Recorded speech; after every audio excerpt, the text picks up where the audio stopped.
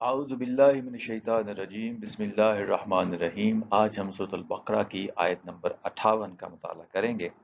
قرآن مجید کا انداز یہ ہے کہ قرآن مجید قوموں کے عروج و زوال کے لیے غیر متبدل قوانین دیتا ہے اور پھر تاریخ سے شواہد پیش کرتا ہے قوموں کے عروج و زوال کی داستان کی صورت میں۔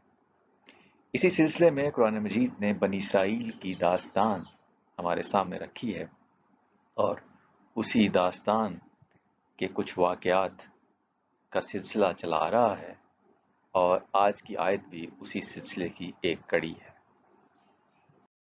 آیت کا آغاز ہوتا ہے کہ وَإِذْ قُلْنَا ادْخُلُوا هَٰذِهِ الْقَرْيَةَ فَكُلُوا مِنْهَا حَيْثُ شِئْتُمْ رَغَدًا وَادْخُلُوا الْبَابَ سُجَّدًا وَقُولُوا حِطَّةٌ نَغْفِرْ لَكُمْ خَطَايَاكُمْ وَسَنَزِيدُ الْمُحْسِنِينَ۔ پس منظر کچھ یوں ہے کہ حضرت یوسف علیہ السلام، جو حضرت یعقوب علیہ السلام کے بیٹے تھے، وہ مصر میں آ کے آباد ہوئے، تو اس کے بعد پھر بنی اسرائیل کا سلسلہ مصر میں آگے بڑھا، لیکن آہستہ آہستہ بنی اسرائیل جو تھے وہ تنزل اور پستی کا شکار ہو گئے، اور ایک وقت آیا کہ وہ فرعونوں کے غلام بن گئے، اور کہا جاتا ہے کہ یہ 400 سال انہوں نے فرعونوں کی غلامی میں گزارے۔ اس کے بعد حضرت موسیٰ علیہ السلام نے انہیں مصر سے نکالا اور پھر وادی سینا کی طرف لے آئے، جہاں یہ کم و بیش 40 سال تک صحرا نوردی اور دشت پیمائی کرتے رہے، اور وہاں پہ اللہ تعالیٰ نے ان کی تعلیم و تربیت کا بندوبست بھی اپنی رہنمائی یا وحی کی رہنمائی کی روشنی میں کیا حضرت موسیٰ علیہ السلام کی وساطت سے۔ اور اس کے بعد ایک وقت آیا جب حالات سازگار ہوئے اور ان کی تربیت جیسے ہونی چاہیے تھی ہو گئی، تو پھر ان کو کہا گیا کہ اب تم ایک قریہ میں داخل ہو جاؤ۔ تو یہیں سے آج کی آیت کا آغاز ہوتا ہے۔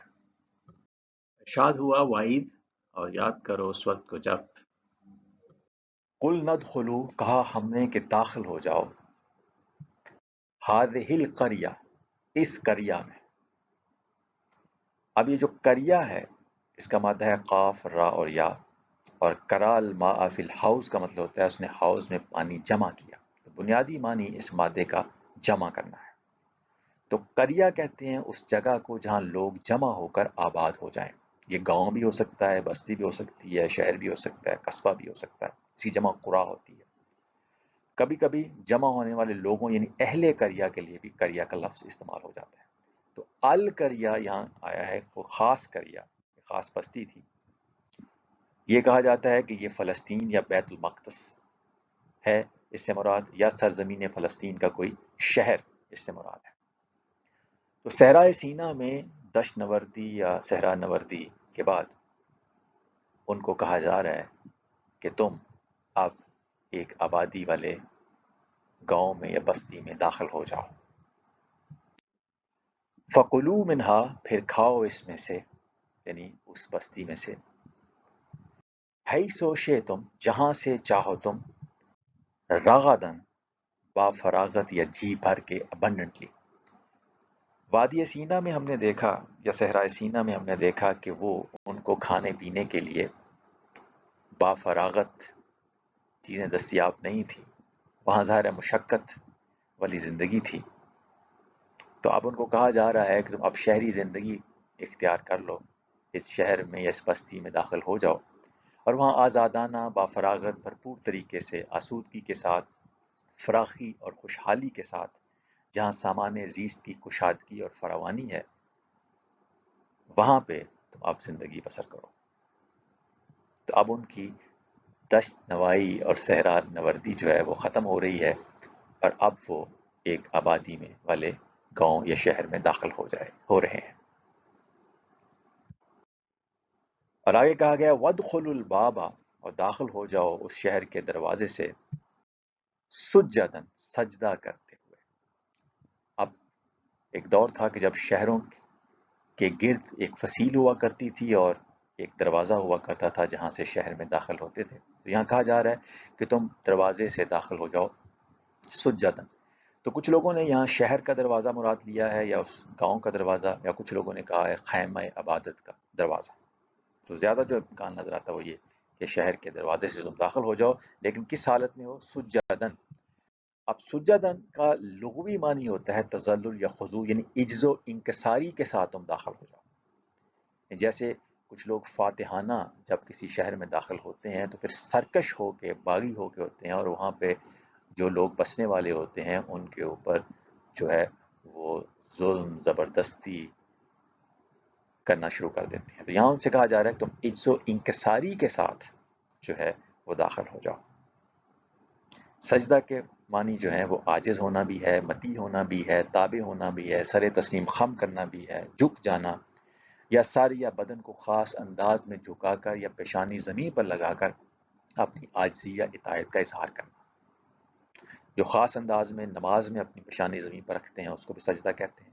ادب و احترام کے ساتھ سلام بجا لانا بھی سجدہ ہوتا ہے، جھک کر تعظیم کرنا بھی سجدہ ہوتا ہے۔ تو ایک سجدہ ہوتا ہے جو برائے اظہار پرستش یا بندگی ہوتا ہے، ایک سجدہ برائے اظہار تعظیم ہوتا ہے، اور ایک سجدہ برائے اظہار تسخیر ہوتا ہے، جیسے سبسروینٹ ہو جانا۔ تو یہاں جو مراد ہے وہ ہے عجز و انکساری، کہ تم جب شہر کے گیٹ سے، پھاٹک سے داخل ہو تو عجز و انکساری کے ساتھ، ہیوملٹی کے ساتھ داخل ہو جاؤ۔ پراؤڈلی تمہیں داخل ہونے کی ضرورت نہیں، سرکشی کے انداز میں داخل ہونے کی ضرورت نہیں، ایسا نہ کرنا۔ وقولو حتۃ، اور کہو حتۃ۔ حتۃ کیا ہے؟ حتی یحت حتن کا بنیادی معنی ہے نیچے اترنا، جیسے حتی فلاں کا مطلب ہوتا ہے وہ نیچے اترا یا فلاں نیچے اترا۔ قیمت کا کم ہونا یا سستا ہونا، جیسے حتی سیر کا مطلب ہوتا ہے نرخ کم ہو گیا، چیزوں کی قیمت کم ہو گئی۔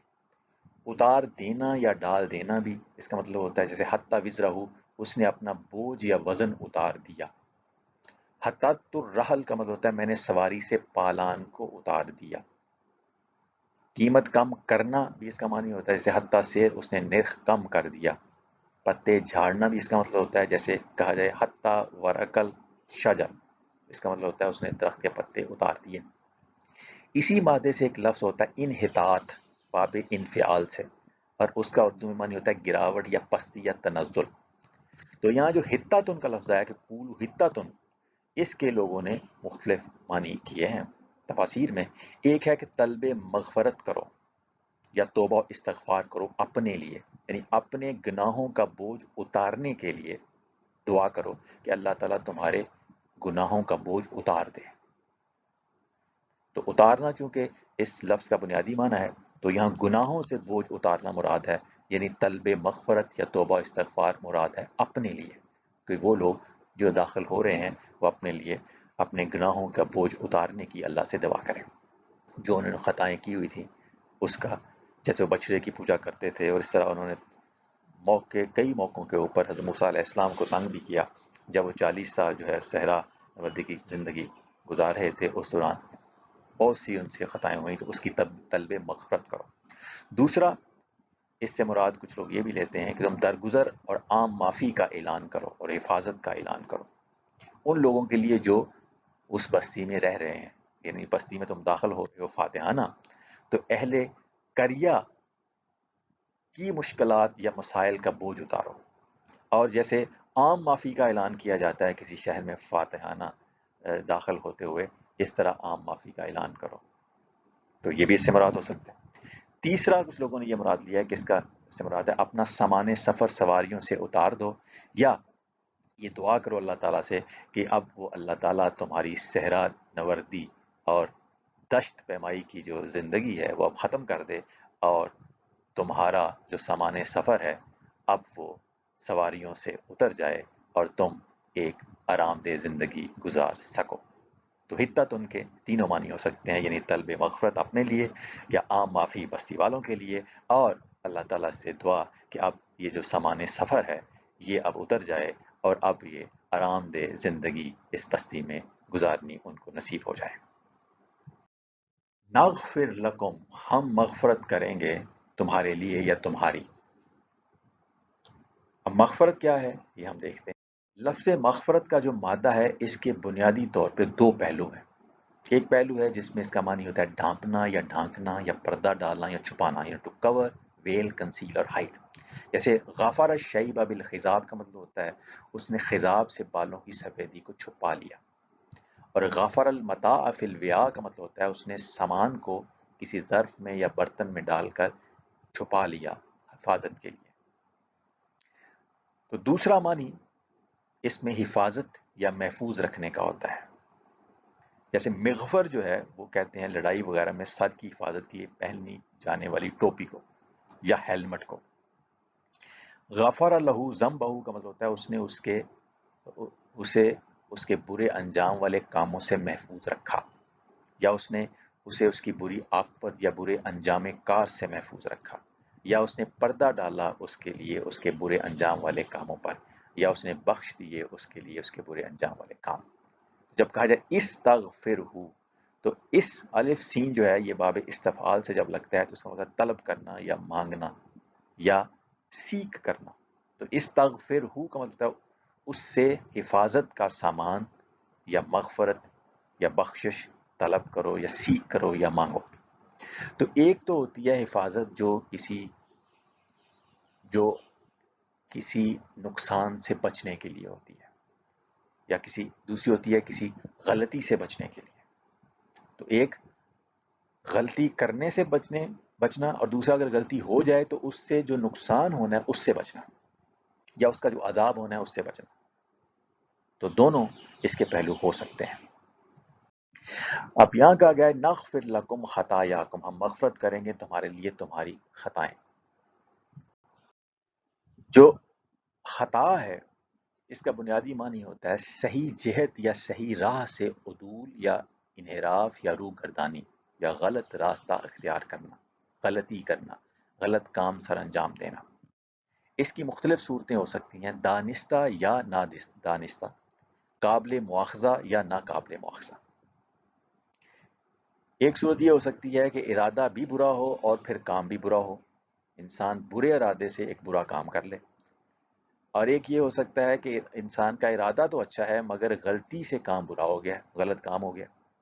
اور ایک صورت یہ بھی ہو سکتی ہے کہ ارادہ برا تھا لیکن اتفاقاً اچھا فعل سرزد ہو گیا.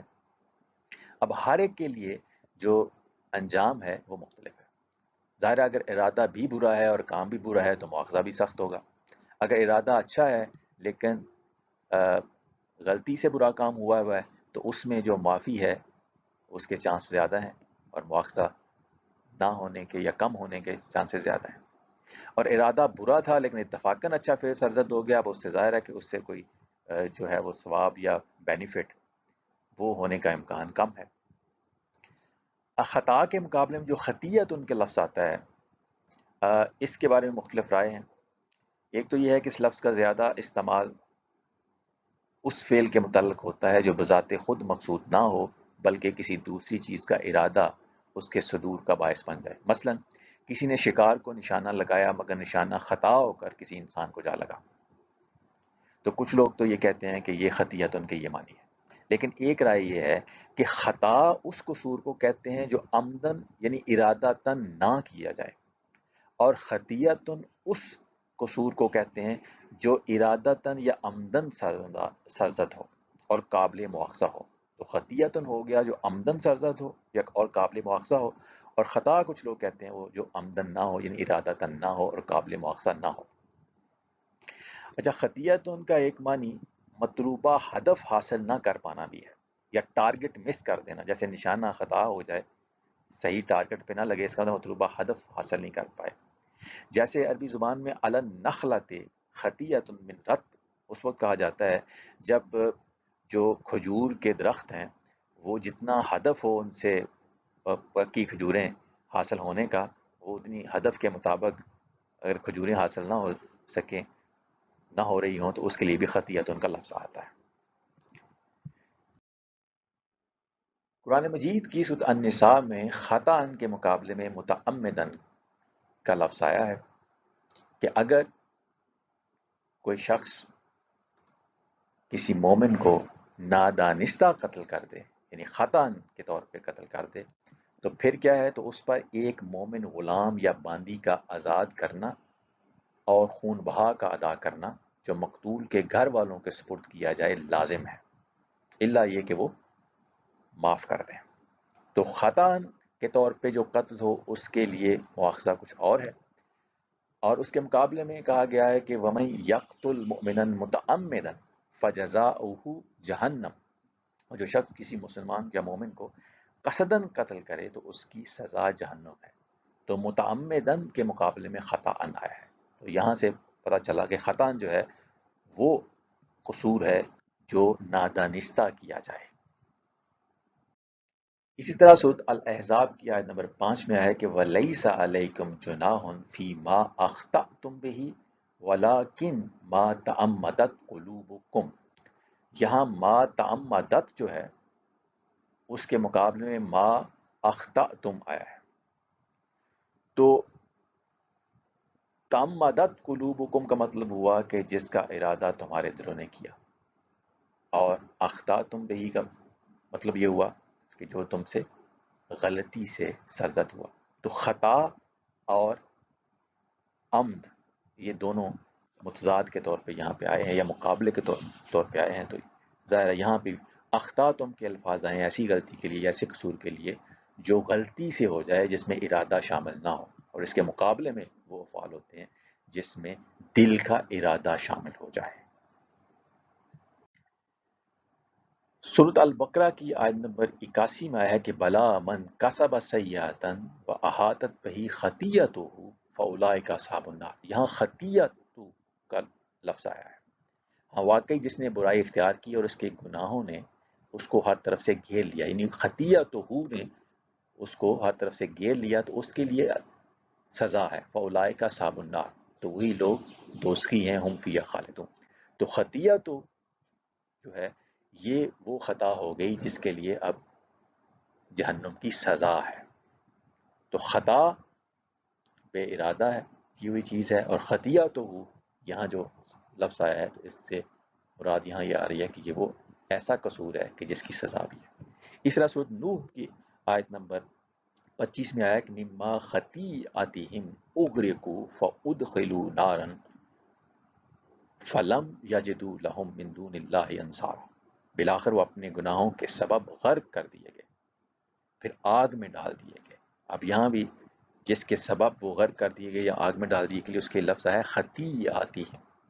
تو خطیہ جو ہے یہ قابل مواخذہ ایک چیز ہے، اور خطا جو ہے وہ اس کا مواخذہ اتنا سخت نہیں ہے اور وہ عمدن نہیں ہے، اور خطیہ تو جو ہے یا خطیئتہم یہ ایسی گناہ ہیں لوگوں کے جو بالارادہ ہیں اور جن کا مواخذہ سخت ہے۔ نغفر لکم خطایاکم، ہم مغفرت کریں گے تمہارے لیے تمہاری خطائیں، وسنزید المحسنین، اور ان قریب ہم زیادہ دیں گے محسنین کو، احسان کرنے والوں کو۔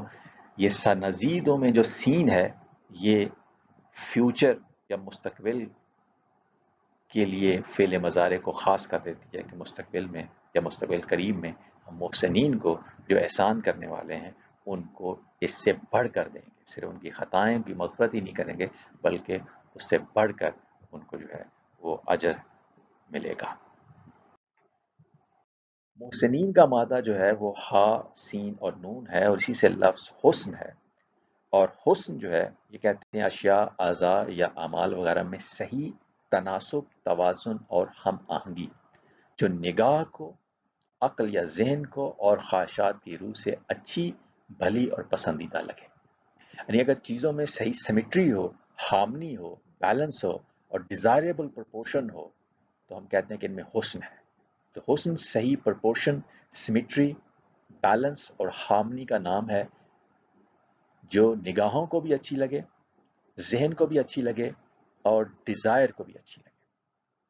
حسنہ کا مطلب ہوتا ہے وہ حسین تھا یا اس میں حسن تھا یا وہ حسین بنا، اور جب باب افعال میں احسنہ فعل آتا ہے جیسے مضارع یحسن ہوا ہے تو اس کا مطلب ہوتا ہے اس نے حسن پیدا کیا، یا خود میں پیدا کیا یا کسی شے میں پیدا کیا، اس نے کسی شے کو حسین بنایا، اس نے حسین کام کیا، اس نے کام کو حسین انداز میں سر انجام دیا، اس نے احسان کیا، اس نے اپنے کام میں حسن کارکردگی کا مظاہرہ کیا، اس نے دوسروں کے ساتھ حسن سلوک کیا۔